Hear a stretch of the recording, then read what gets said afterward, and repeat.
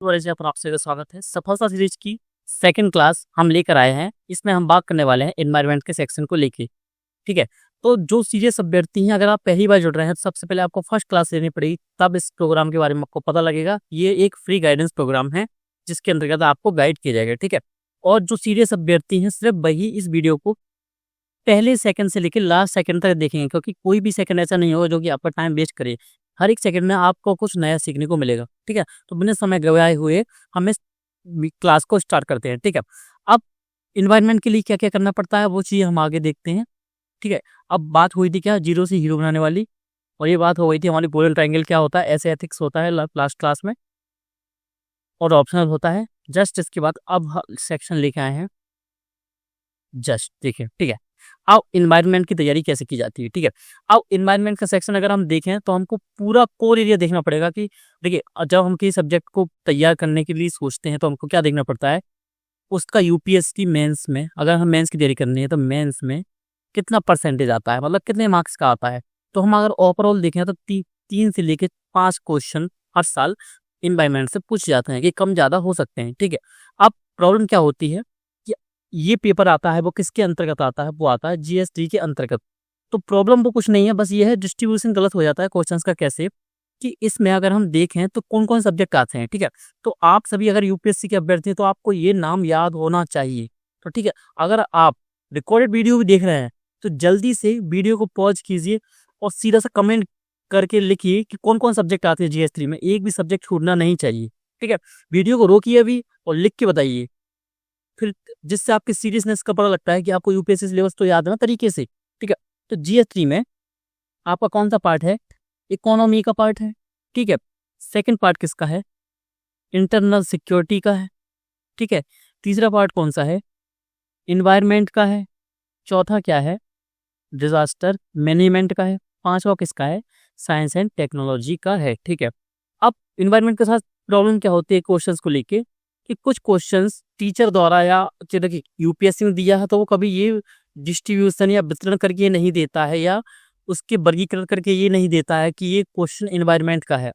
हो सकता है वो क्वेश्चन डिजास्टर मैनेजमेंट का हो, क्योंकि ये जो सब्जेक्ट हैं वो एक दूसरे से इंटरलिंक होते हैं। ठीक है, तीसरा सब्जेक्ट क्या आ गया इसमें, साइंस एंड टेक।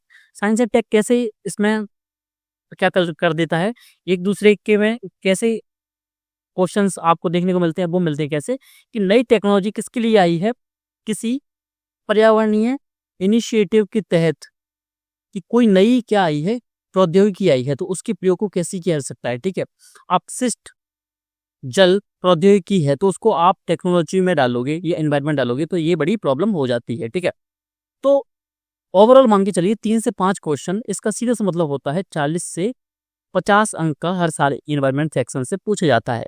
ठीक है, अब कम इनपुट में 100% आउटपुट, या 100% नहीं बोलूँ तो मैक्सिमम आउटपुट आप कैसे ले सकते हैं। ठीक है, अब मैं आपसे 1 मिनट बता दूं कि मैं इन्वायरमेंट को लेकर क्यों आया, अदर सब्जेक्ट को लेकर क्यों नहीं आया। इन्वायरमेंट को लेकर इसलिए आया क्योंकि ओवरऑल अगर मैं बात करूं, भले मीडियम कोई सा हो, इंग्लिश मीडियम हो, हिंदी मीडियम हो, और खासकर हिंदी मीडियम में कुछ ऐसे सब्जेक्ट होते हैं जिनके बारे में कोई बात करना ही नहीं चाहता। टीचर से मेंटर बात करेंगे जीएस 2 के तहत। ठीक है, वो बात करेंगे एथिक्स की। ठीक है, वो बात है तो हम भी करेंगे, लेकिन हम उन चीज़ों को पर भी पहुंचेंगे, उन कोर एरिया को भी देखेंगे जहां पर टीचर्स मेंटर्स ध्यान नहीं दे रहे हैं, और बच्चों को भी ये नहीं पता है कि कम पढ़ के भी उनमें अच्छा सा क्या मार्क्स लाए जा सकते हैं। ठीक है, अच्छा सा स्कोर किया जा सकता है। ठीक है, तो अपने GS 3 के स्कोर को सुधारने के लिए आपका एनवायरनमेंट सेक्शन मजबूत होना जरूरी होता है। ठीक है, तो आपको 30 से 50 अंक में से अगर आप हर एक क्वेश्चन में 5 अंक भी प्राप्त करते हैं तो ये बहुत अच्छे अंक माने जाते हैं। तो ठीक है, आप 20 से लेकर 30 मार्क्स के बीच में कैसे इसमें प्राप्त कर सकते हैं। ठीक है, अब इन्वायरमेंट को मैंने अभी देखा, और मतलब लास्ट 3 साल से मैं यही देख रहा हूँ। हर बार मैं क्या एनालिसिस करता हूँ, और लास्ट नाइट मैंने एक बार एनालिसिस फिर दोबारा से किया। क्यों कि हो सकता है कि कुछ चेंज हुआ हो, या हो सकता है कोई चीज मुझसे छूट गई हो पहले, वो बताने के लिए रह गई हो। ठीक है, तो मैं आपको बता दूं, तो पूरा मैंने तैयार किया है क्या, ये क्या है, कीवर्ड तैयार किए हैं। अब आप इनको कीवर्ड बोल सकते हैं, टॉपिक बोल सकते हैं, सब टॉपिक बोल सकते हैं। ठीक है, अब ऐसा क्यों बोला है, अब इनका करना क्या है। ठीक है, अब ये टॉपिक ऐसे हैं, अब मैं बताऊंगा तैयार कैसे करना पूरा। ठीक है, अगर आप लास्ट 2013 तक के PYQ देखोगे किसके, एनवायरनमेंट के। अब आपको PYQ कहाँ मिलेंगे, सीधा सीधा सा, कहीं नहीं भटकना है। डिस्क्रिप्शन में लिंक दी हुई है PDF की, जो कि आपको टेलीग्राम चैनल में मिल जाएगी। जब ये वीडियो आपकी अपलोड हो जाएगी, जब आप इसको देखने लगेंगे, उसी वक्त उस PDF को यहाँ पे टेलीग्राम चैनल पर अपलोड कर दी जाएगा, जिसकी लिंक आपके डिस्क्रिप्शन में दी हुई है। ठीक है, अब करना क्या है, PYQ को देखेंगे तो PYQ देखने से फायदा क्या होता है, मैंने लास्ट क्लास में बताया था कि आपको पता चलता है कि उसका कोर एरिया क्या है। कोर एरिया, या आप बात करेंगे इसमें कि थीम्स क्या है उसकी। ठीक है, थीम्स का मतलब होता है कि देखिए इन्वायरमेंट वो पूछ तो रहा है, लेकिन क्या पूछ रहा है, क्योंकि सिर्फ हम टीचर के भरोसे नहीं रह सकते कि वही बताए कि हमको कि UPSC क्या पूछेगा। ठीक है, हमको खुद से भी थोड़ा बहुत करना पड़ता है, और मैक्सिमम टीचर इस चीज़ को क्या करते हैं, अनदेखा कर देते हैं कि वो खुद का सब्जेक्ट पढ़ा के निकल जाते हैं, वो इन्वायरमेंट पढ़ाते हैं, लेकिन आपको मेंस के लिए इन्वायरमेंट तैयार नहीं करवाते हैं। ठीक है, अब इन दोनों में फ़र्क होता है, फ़र्क ना समझ में आए तो कमेंट कर दीजिएगा, मैं अगली क्लास में बता दूंगा बहुत अच्छे से। ठीक है, अब करना क्या है, ये कीवर्ड हैं, अगर आप इनको देखो, अगर आपको इन्वायरमेंट तैयार करना है तो सिर्फ इन कीवर्ड्स को पढ़ लीजिए बस, तभी क्वेश्चंस इसी में से आएंगे। 2025 का मेंस देखिए, इस वीडियो को आज ही सेव कर लीजिए। ठीक है, विश्वास ना हो तो जो 25 का मेंस का एग्जाम जो आने वाला है ना इन्वायरमेंट का, इन्हीं कीवर्ड्स में से आएगा। अब आप बोलेंगे सर आप कौन से वो भविष्यकर्ता या भविष्यवाणी करता हो, आप ऐसे कि आप कैसे बता पा रहे हो, तो मैं कोई भविष्यवाणी करता नहीं हूँ, ना मैं UPSC का कोई मेंबर हूँ, ना मेरा कोई कॉन्टैक्ट में UPSC का मेंबर है जो पेपर बनाता हो। ठीक है, मैंने भी किसकी बेसिस पर किया है, PYQ की बेसिस पर, क्योंकि ठीक है UPSC का एक बहुत अच्छा ट्रेंड रहा है, UPSC हमेशा PYQ को बहुत अपना बेस बना के रखता है, यानी अपना आधारभूत ढांचा बना के रखता है PYQ को। क्यों, क्योंकि देखिए इसके पीछे भी एक कारण है, कई सारे कारण है, उसमें से एक कारण ये है। ठीक है, UPSC को ही पता रहता है कि उनको जो IAS या सिविल सर्वेंट चाहिए, सिविल सर्विस के लिए जो अभ्यर्थी चाहिए, उनको जो तैयारी करवानी है, तो उनको किस एरिया की नॉलेज होनी चाहिए। तो वो कुछ ऐसा नहीं है कि आपने सुना होगा कि UPSC क्या है, एक अथाह सागर है, अथाह सागर नहीं है, नहीं है ये। ठीक है, क्यों नहीं है, क्योंकि UPSC एक स्पेसिफिक डिमांड रखता है स्टूडेंट से कि किसी भी सब्जेक्ट में स्पेसिफिक नॉलेज इस चीज़ की आपको होनी चाहिए। तो इन्वायरमेंट में वो इसी चीज़ की स्पेसिफिक डिमांड आपसे रखता है कि आपको मिनिमम इतना तो पता ही होना चाहिए, क्योंकि UPSC भी इसी में से पूछेगा। अब वो इन्वायरमेंट में आपसे ये नहीं पूछेगा, किसमें, मेंस में आपसे ये नहीं पूछेगा कि आपसे कोई जीव के बारे में पूछे कि अरे उसकी जीवन काल के बारे में लिख के बताइए, उसके जीवन काल पर टिप्पणी लिखिए। क्या ये चीज़ किसी IAS ऑफिसर के काम आएगी? प्रीलिम्स में ऐसे क्वेश्चन बन सकते हैं, क्यों, क्योंकि वो रैंडम है, कुछ क्वेश्चन उसके रैंडम आते हैं प्रीलिम्स में। ठीक है, लेकिन मेंस में वो ऐसा नहीं पूछ सकता, क्यों, क्योंकि एक सिविल सर्विस के जीवन में ये चीज़ें काम में नहीं आएंगी। क्योंकि देखिए ऐसी चीज़ें हैं कि उसका जीवन काल है, तो ऐसे पढ़ेंगे तो बहुत सारे जीव हैं, लाखों जीव है, तो लाखों के बारे में पढ़ सकते हैं, नहीं पढ़ सकते। अब सेकंड, क्या ये वाला जो क्वेश्चन पूछता, क्या ये किसी IAS ऑफिसर या सिविल सर्विस के काम में आएगा? क्यों, राष्ट्रीय स्वच्छ वायु कार्यक्रम, अब कोई IAS ऑफिसर बन के जा रहा है तो उसको पता होना चाहिए कि वायु कार्यक्रम क्यों लाया जाता है। क्यों, क्योंकि प्रदूषण है। प्रदूषण कौन कैसे है, इसके कुछ कारण हैं, कारण हैं, तो इसके कौन कौन से कारण हैं, उनको किन किन भागों में बांटा जा सकता है। ठीक है, अब कारण को कैसे समाप्त किया जा सकता है, तो कार्यक्रम में क्या क्या बताया गया, इसको समाप्ति के लेकर क्या क्या नियम बनाए गए। ठीक है, तो उसको इतनी नॉलेज होनी चाहिए, क्योंकि उसको जाके आगे जाके वही कार्य करना है। हो सकता है किसी भी संस्थान का उसको प्रमुख बना दिया है, किसी सरकारी संस्थान का जो कि राष्ट्रीय स्वच्छ वायु कार्यक्रम से संबंधित हो, उस मंत्रालय के अधीन उसको कोई जिम्मेदारी दे दी जाए। ठीक है, वैसे ही क्या आपका पर्यावरणीय गैर सरकारी संगठन, इनको नेतृत्व प्रदान करने के लिए सरकार उसको क्या कर सकती है, पहुंचा सकती है उस जगह। ठीक है, अब मॉन्ट्रियल प्रोटोकॉल आपको पता होना चाहिए कि, क्योंकि देखिए जब भी आप इतनी बड़ी लेवल पर पहुंचते हो तो आपको ये पता होना चाहिए कि मॉन्ट्रियल प्रोटोकॉल में क्या क्या था और आपको कैसे कैसे एनवायरनमेंट से रिलेटेड इशू को सॉल्व करना है। ठीक है, अब मैं सभी के बारे में बताऊंगा कि क्यों जरूरी है, अब आप तो थोड़ा बहुत समझ जाओगे। ठीक है, मैंने आपको इंडिकेट कर दिया इस चीज को। ठीक है, अब करना क्या है आपको, इन कीवर्ड्स को क्या करोगे आप, इसका स्क्रीन शॉट ले लीजिए अभी में। ठीक है, मैं इसको अब थोड़ा सा इरेज कर देता हूँ, वीडियो को रोकिए, स्क्रीनशॉट ले लीजिए, स्क्रीनशॉट ले लिया अब। ठीक है, अब सिर्फ इन टॉपिक्स को आपको पढ़ना है और इन्हीं से आपके क्वेश्चंस आ जाएंगे। अब इनके अलावा और कुछ पढ़ना है क्या, वो भी बताता हूँ। कि देखिए जैसे कि मॉन्ट्रियल प्रोटोकॉल से क्वेश्चन पूछा गया, तो क्या ऐसा कोई प्रोटोकॉल है या ऐसी कोई संधि है, ऐसे कोई क्वेश्चन पूछा जा सकता है, जैसे कि UNFCCC, ठीक है, 1992 अर्थ समिट, क्वेश्चन पूछा गया, ये पूछा गया, ठीक है। अब क्वेश्चन कैसे पूछाते हैं, अगर किसी को 20 साल पूरे हो रहे हैं, किसी संधि को 25 साल पूरे हो रहे हैं, जैसे कि पेरिस समझौता 2015 को 10 साल हो जाएंगे 2025 में, ठीक है, 2025 में 10 साल हो जाएंगे, ठीक है। अब यहाँ पे 10 साल हो जाएंगे। अब SDG से रिलेटेड, जो कि इन्वायरमेंट से रिलेटेड, इसमें जो लक्ष्य है, अब उस लक्ष्य रिलेटेड स्पेसिफिक क्वेश्चन पूछा जा सकता है, ठीक है। और सेकंड क्या पढ़ना है, अगर गवर्नमेंट कोई स्पेसिफिक कार्यक्रम या किसी पर्यावरणीय संबंधी अधिनियम में क्या लाया है, परिवर्तन लाए हैं, तो क्या क्या परिवर्तन लाए हैं, उन परिवर्तन को पढ़ना है, यानी पूरा करंट अफेयर्स को आपको पढ़ना है। अब मैंने क्या बोला, पूरा करंट अफेयर्स पूरा नहीं पढ़ना है, स्पेसिफिक पढ़ना है जो कि इन टॉपिक से रिलेटेड है और जो कि बहुत नया सा है, कि बहुत क्या रहा हो आपके उस न्यूज में रहा हो, ठीक है। अब देखिए, अगर संसद कोई अधिनियम लाती है इन्वायरमेंट से रिलेटेड तो बहुत ज्यादा इंपॉर्टेंट है और 100% गारंटी है वो उस साल पूछा ही जाएगा और हर साल ऐसे ही पूछा जा रहा है, ठीक है। और नदी जोड़ो परियोजना क्यों पूछी गई, क्योंकि उसी साल बहुत ज्यादा न्यूज में थी। नमामि गंगे क्यों पूछी गई, 2015-16 के आसपास पूछी गई, क्यों पूछी गई, इसलिए पूछी गई क्योंकि उसी समय उसको लॉन्च किया गया था।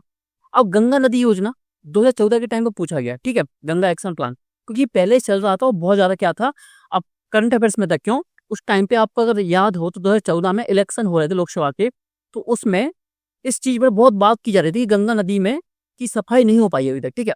अब अंतर्राष्ट्रीय सौर गठबंधन, ये भी बहुत इंपॉर्टेंट है। क्यों, उस साल ये क्या रहा होगा, न्यूज में रहा होगा, इसलिए यहाँ से आइए। अब IPCC की रिपोर्ट आपको बहुत अच्छे से पढ़ना है, ठीक है। तो ऐसे अगर करंट अफेयर्स में बहुत बड़ी न्यूज कोई हो तो 100% मानिए उससे इन्वायरमेंट का क्वेश्चन आपका बनना है।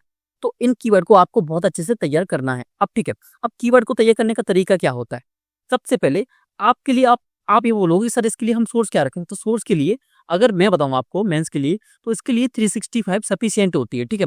और बाकी अगर आपने इन्वायरमेंट किसी टीचर से पढ़ा हो तो उसका क्या, हैंड रिटन नोट्स जो उन्होंने क्लास में आपको बनवाया होगा, ना कि कौन सा आपका प्रिंटेड वाला कोचिंग वाला, नहीं, सिर्फ हैंड रिटन वाला। क्योंकि वो क्या करता है, वो आपकी अंडरस्टैंडिंग बनाता है। आपको पता तो होता है ना मॉनिटरी प्रोटोकॉल है क्या, वो कि आपकी क्लास के नोट्स में लिखा होता है, ठीक है। तो क्या सर 365 से अकेले से हो जाएगा, 95% तो ये हो जाएगा। और बाकी मैंने क्या बोला, आपका हैंड रिटन नोट्स। अब कोई बोलेगा कि सर मैंने इन्वायरमेंट को मेंस के पर्सपेक्टिव से नहीं पढ़ा है,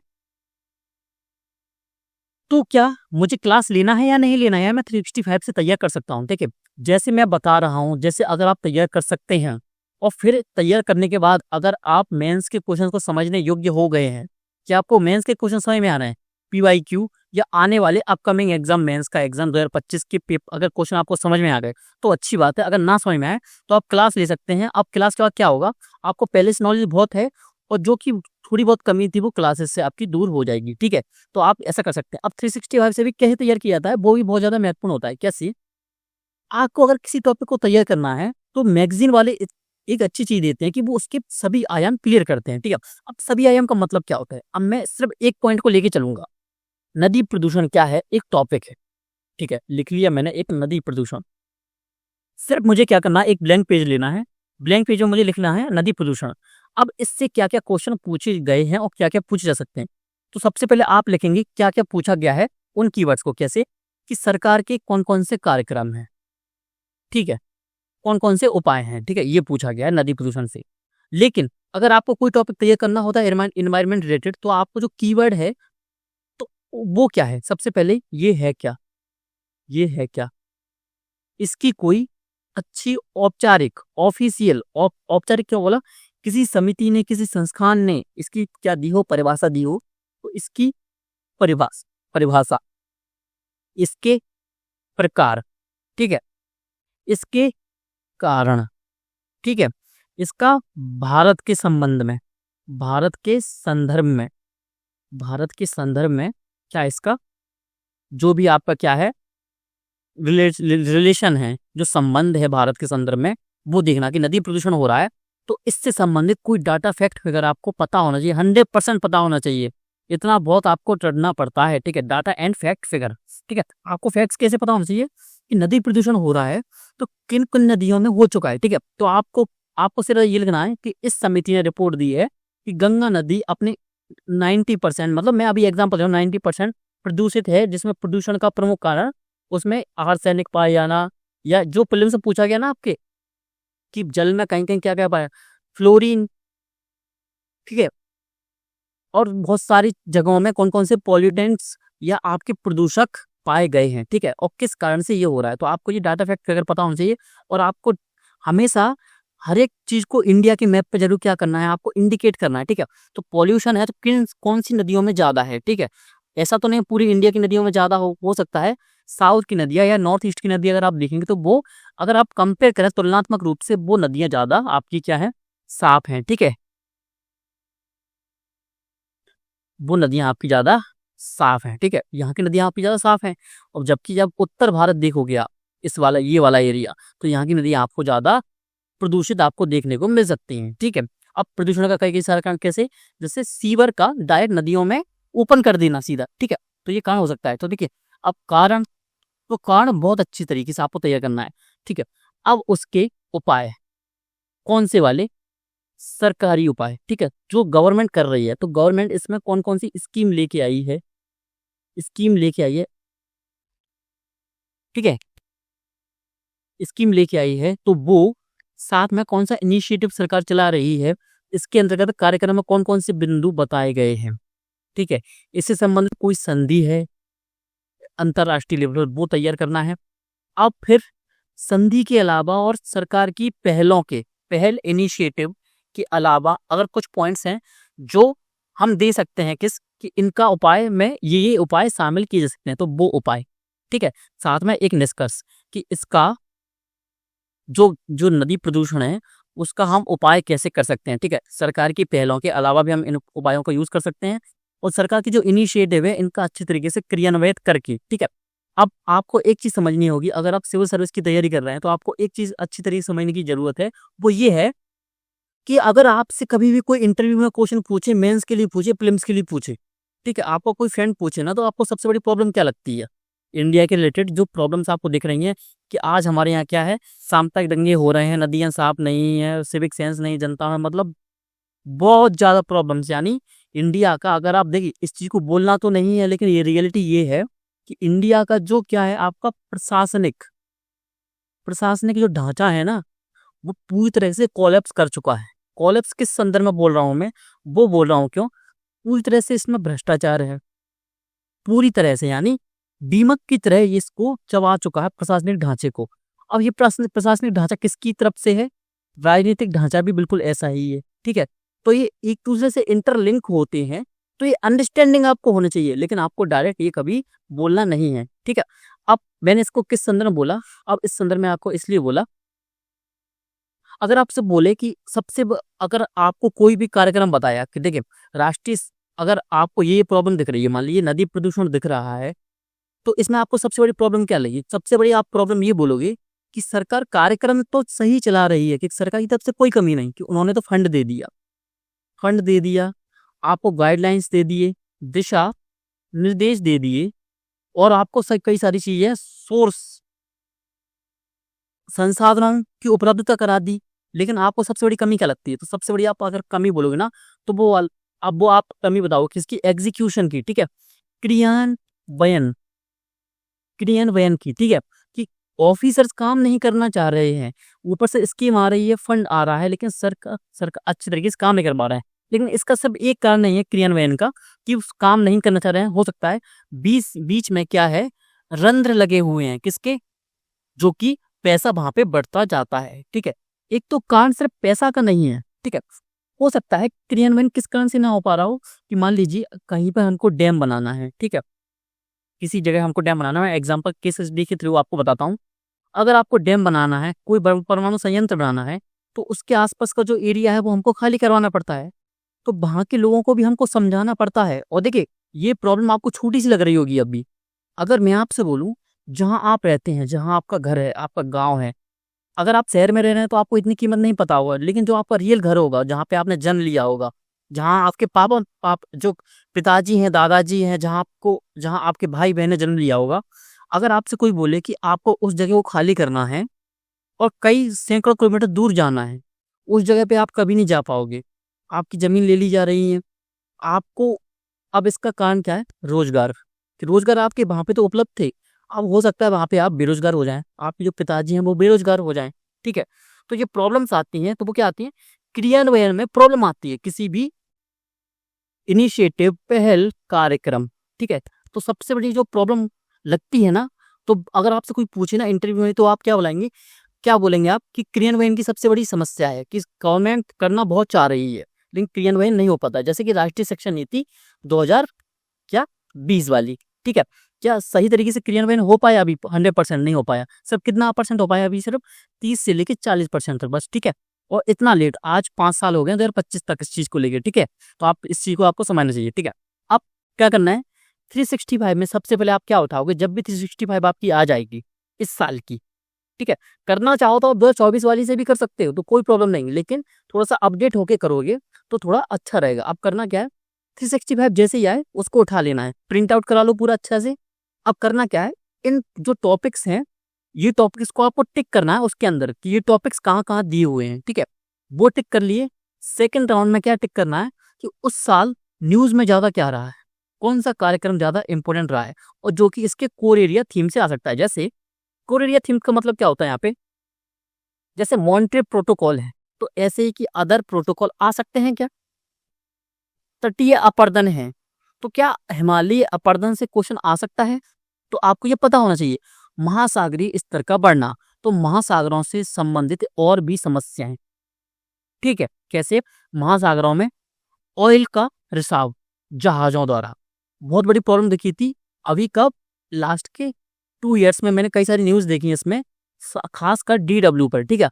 और डीडब्ल्यू एक ऐसा प्लेटफॉर्म है यूट्यूब पर जिससे मैक्सिमम डायरेक्ट क्वेश्चन मैंने देखे हैं खुद, कि वहां से क्वेश्चन प्रीलिम्स में भी आते हैं, मेंस में भी आते हैं।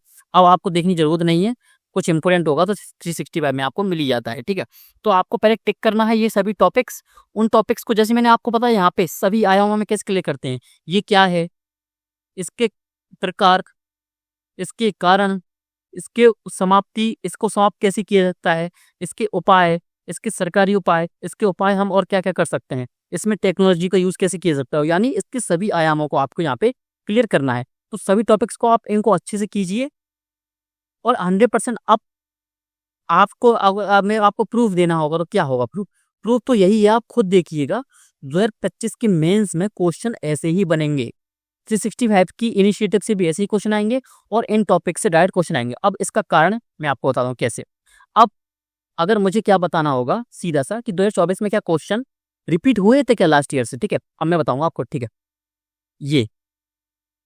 ये दिए हुए हैं आपके, पूरा ये पीडीएफ आपको मिल जाएगी कहाँ पे, आपको टेलीग्राम चैनल पे। क्वेश्चन क्या पूछा गया है, नदी जल का औद्योगिक प्रदूषण, ठीक है। प्रदूषण पहले से हमारे मेंस के सिलेबस में है, ठीक है। प्रदूषण, औद्योगिक प्रदूषण और नदी जल। नदी जल से क्या पहले क्वेश्चन पूछा गया है, पूछा गया है, ठीक है। आप लास्ट तक देख सकते हैं, 2013 तो आपको मिल जाएगा। क्या दिया हुआ है, पर्यावरणीय प्रभाव आकलन, ठीक है। गैर सरकारी संगठन कार्यकर्ता क्या भूमिका निभाते हैं, ठीक है। अभी सिर्फ हम आंसर्स पे नहीं जा रहे, हम सर देख रहे हैं। मीठे पानी की भारी कमी, जल की कमी, यानी सीधा सीधा, ठीक है। अब नीचे आते जाते हैं, क्या ये क्वेश्चन हमको कहीं मिलेंगे, अब जल्दी आते जाइए नीचे। 2020 का क्वेश्चन देखिए, पर्यावरणीय प्रभाव आकलन अधिसूचना 2020 का मसौदा मौजूदा EIA अधिसूचना 2006 से कैसे भिन्न है। मतलब अगर आप 2020 का ये क्वेश्चन देखते तो आपको पढ़ना चाहिए था कि पर्यावरणीय प्रभाव आकलन होता क्या है। जल से रिलेटेड क्वेश्चन आया ना कि जल संरक्षण क्या है, जल सुरक्षा क्या है, तो वही क्वेश्चन तो सेकंड नंबर पे यहाँ पे आया है, कोई नया थोड़ी आया है। ये वाला थर्ड नंबर वाला कि सुरक्षित मीठी भारी भारी कमी है, कि क्या क्या वैकल्पिक प्रौद्योगिकियां क्या क्या है, टेक्नोलॉजी क्या है नई वाली, तो क्या है शुरू किए गए जल जल सुरक्षा। तो जल सुरक्षा के लिए क्या करेंगे हम, कार्यक्रम करेंगे, नई पहल लाएंगे, ठीक है, इनिशिएटिव लाएंगे, और नई योजनाएं लाएंगे, ठीक है। तो नई योजनाओं में क्या आएंगी, नई टेक्नोलॉजी भी आएंगी, ठीक है। अब ये आ गया, अब और आते जाइए सीधा सीधा सा, ठीक है। जलवायु परिवर्तन ये दिया हुआ है, एक वैश्विक समस्या है, भारत कैसे प्रभावित होगा। मैंने बोला था आपसे कि अगर कोई समस्या है तो भारत के संदर्भ में उसका संबंध, संदर्भ में उसका संबंध, हिमालयी और तटीय राज्य किस प्रकार प्रभावित होते हैं, ठीक है। अब ये क्वेश्चन आपको एज इट इज आगे आने वाले सालों में मिल जाएंगे कि 2023 का भी अगर क्वेश्चन पेपर अगर आप देखोगे तो राष्ट्रीय आर्द्र भूमि संरक्षण कार्यक्रम दिया है, ठीक है। क्या इससे पहले क्वेश्चन पूछा गया है इस पर? तो आइए देखते हैं आपके सामने।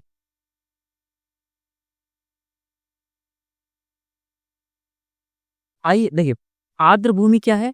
आर्द्र भूमि संरक्षण रामसर अवधारणा, ठीक है। क्या 2024 में क्वेश्चन पूछा गया कोई इसमें? ठीक है, इसमें से तो कोई क्वेश्चन नहीं है, लेकिन आर्द्र भूमि मैंने बताया ना आपको, क्या क्वेश्चन पूछा गया तो ऐसे ही रिपीटेशन होता है। जैसे COP26, तो आज करंट अफेयर्स के रिलेटेड कौन सा कॉप नया है, तो उस कॉप में क्या क्या निर्णय लिए गए तो वो आपको पता होना चाहिए। कोई नई अच्छी चीज शुरुआत की गई है, कुछ कुछ अच्छी नई पहल शुरुआत की गई है, तो वो आपको अच्छे से पढ़ना है, ठीक है। तो आपको ऐसे तैयार किए जाते हैं। अब इसका प्रूफ मैंने आपको दे दिया कि कैसे तीनों के तीन क्वेश्चन आपके यहाँ से सीरीज क्या रिपीट हो जाते हैं, ठीक है। अब आप बोलोगे सर प्रदूषण वाला क्वेश्चन थोड़ा रिपीट होता हुआ नहीं दिख रहा हमको, ठीक है। वो ही बताता हूँ आपको। देखिए, ये दिया हुआ है पर्यावरणीय प्रभाव मूल्यांकन, तीसरा 3 बार ये क्वेश्चन रिपीट हो चुका है, ठीक है। अब अवैध खनन के परिणाम क्या है? अभी आगे चलिए।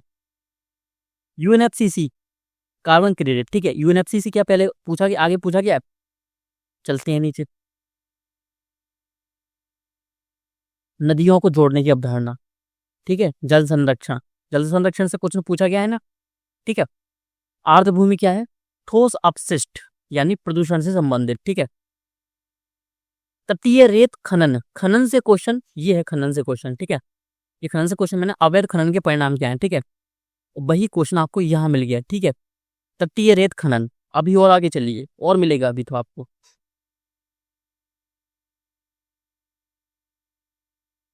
भारत तटीय अपरदन के कारणों और प्रभावों की व्याख्या कीजिए। यानी अब इसमें अगर आप मैं एक ट्रेंड और बताऊं आपको यूपीएससी का, तो वो एक ट्रेंड ये है कि वो क्या करता है, जो पीवाईक्यू थीम्स है जो मैंने आपको यहाँ पे लिख के बता दी हैं, जो कि अगर आप खुद से ढूंढते तो आपको बहुत ज़्यादा समय लगता। और क्योंकि देखिए आप एक नए स्टूडेंट्स हो, आपको थोड़ा एक्सपीरियंस हो सकता है मुझसे थोड़ा सा कम हो, तो मुझको जो थोड़ा सा एक्सपीरियंस आपसे ज़्यादा है हो सकता है मैं तो आपसे और एवरेज स्टूडेंट हूँ, आप ज़्यादा और एक्स्ट्रा ऑर्डिनरी स्टूडेंट हो, लेकिन कुछ एक्सपीरियंस ज़्यादा है, उसकी वजह से मुझे पता है कि हाँ इनसे क्वेश्चन आते हैं, ठीक है। तो इनका क्या करता है यूपीएससी, दोनों को मिक्स करके दे देता है, ठीक है। कैसे कि रामसर स्थल को वो मिक्स कर देगा, जैसे राष्ट्रीय आर्द्र भूमि संरक्षण कार्यक्रम को मिक्स कर देगा किसके साथ? प्रदूषण के साथ, कि पॉल्यूशन का प्रभाव आर्द्र भूमि पर, ठीक है। महासागरीय स्तर का बढ़ना और किसको? जलवायु परिवर्तन को लेके, ठीक है। तटीय अपरदन को वो किससे जोड़ देगा? महासागरीय स्तर के बढ़ने से, ठीक है। बड़ा पूछ तो सकते हैं ना, वायु गुणवत्ता को वो किससे जोड़ सकता है? आप दिमाग लगाइएगा इस चीज को लेके, ठीक है। वायु गुणवत्ता को किससे जोड़ सकता है? अब वो किससे? ग्रीन हाउस गैसेस से, कि ग्रीन हाउस गैसें कौन सी होती हैं, वायु गुणवत्ता को ये कैसे खराब करती हैं, और वायु गुणवत्ता खराब करने के जो कौन कौन सी जो गैसें हैं वो कहाँ कहाँ से निकलती हैं, उनकी स्रोत क्या है। जैसे कि आपका दिल्ली में सबसे ज्यादा वायु गुणवत्ता सूचकांक खराब होता है ना, तो वो किसका कारण है? पराली का जलना। तो पराली के जलने से कौन कौन सी गैसें निकलती हैं, तो ये आपको पता होना चाहिए। यानी वो मिक्स करके देता है, यानी वो क्या करता है, आपको एक एग्जांपल के थ्रू बताऊं। वो एक क्या लेता है, एक बर्तन लेता है, उसमें एक सब्जी ये डाल देगा, एक सब्जी ये डाल देगा, एक सब्जी ये डाल देगा, मिक्स करके जो चटनी बना देता है, चटनी आपको आपको प्रस्तुत कर देता है एक प्लेट में परोस कर, ठीक है। तो आपको इन्वायरमेंट ऐसे तैयार करना है। अब मैं सब्जेक्ट बाई सब्जेक्ट ऐसे ही आपको बताऊंगा कि किस सब्जेक्ट को कैसे तैयार किया जाता है। अगर आपके मन में कोई डाउट है, अगर आपको किसी भी सब्जेक्ट को लेकर कोई डाउट है, आंसर राइटिंग को लेके, किसी ऑप्शनल को लेके कोई भी डाउट, तो आप कमेंट सेक्शन में कमेंट कर सकते हैं अभी, और कमेंट करना जरूरी है। और अगर आपको ये इनिशिएटिव पसंद आया तो आपको अभी कमेंट करना है कि सर कंटिन्यू रखिए इसी प्रोग्राम को, और नेक्स्ट किस सब्जेक्ट पे आपको ऐसी वीडियो चाहिए कि जो आपको सब्जेक्ट लगता है ना वो सब्जेक्ट से मेरे आंसर लिख ही नहीं पाएंगे, उस सब्जेक्ट का मेरा कंटेंट अच्छे से तैयार नहीं है, और मुझे पता भी नहीं है कि उसका सोर्स क्या रखूं, और कंटेंट उसको मैं कहाँ से लूँ, और बेस्ट कंटेंट कैसा होगा कि मैं मेंस में अच्छे से आंसर लिख सकूं, ठीक है। तो आपको ये अभी कमेंट जरूर करना है कि आपको नेक्स्ट किस सब्जेक्ट पे वीडियो चाहिए, और साथ में अगर आपको कोई डाउट हो तो वो आप डाउट आप मुझसे पूछ सकते हैं, ठीक है। आप सबको बहुत बहुत धन्यवाद, मिलते हैं आपसे नेक्स्ट क्लास में।